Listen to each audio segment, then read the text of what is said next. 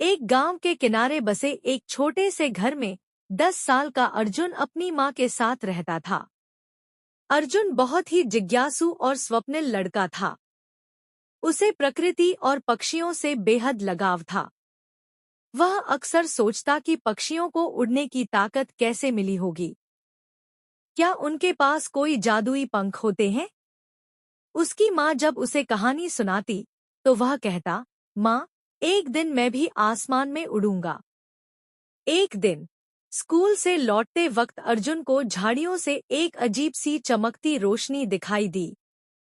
जब वह करीब गया तो देखा कि एक छोटी चिड़िया घायल होकर पड़ी थी।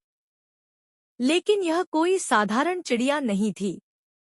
उसके पंख सुनहरी थे और उनमें से हल्की हल्की चमक निकल रही थी। अर्जुन ने अपनी किताबें नीचे रखीं और चिड़िया को धीरे से उठाया। जैसे ही उसने चिड़िया को छुआ, उसे ऐसा लगा जैसे उसके हाथों में गर्माहट और एक हल्का सा कंपन हो रहा हो। चिड़िया ने अपनी छोटी सी आंखें खोली और अर्जुन की ओर देखा। उसने एक धीमी आवाज में कहा, मुझे बचा लो।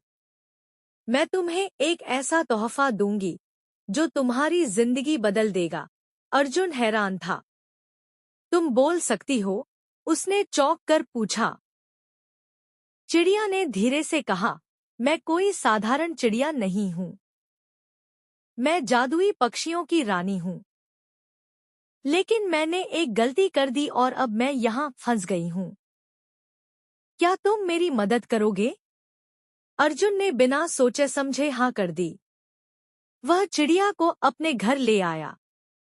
उसकी माँ ने चिड़िया के सुनहरे पंखों को देखकर कहा, बेटा, यह कोई आम चिड़िया नहीं लगती। इसे संभालना मुश्किल होगा। लेकिन अर्जुन ने कहा, माँ, मैं इसे ठीक किए बिना हार नहीं मानूंगा।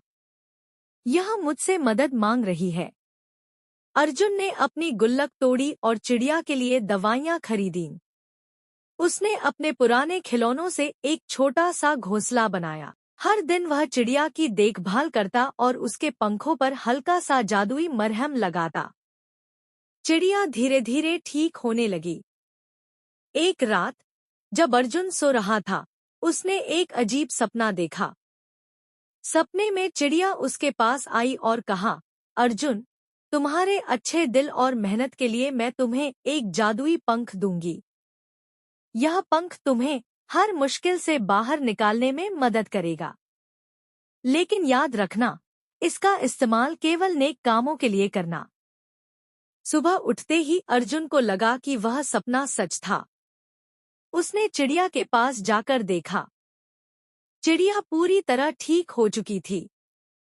उसने अपनी चोंच से अपने सुनहरे पंखों में से एक पंख तोड़ा और अर्जुन को दिया।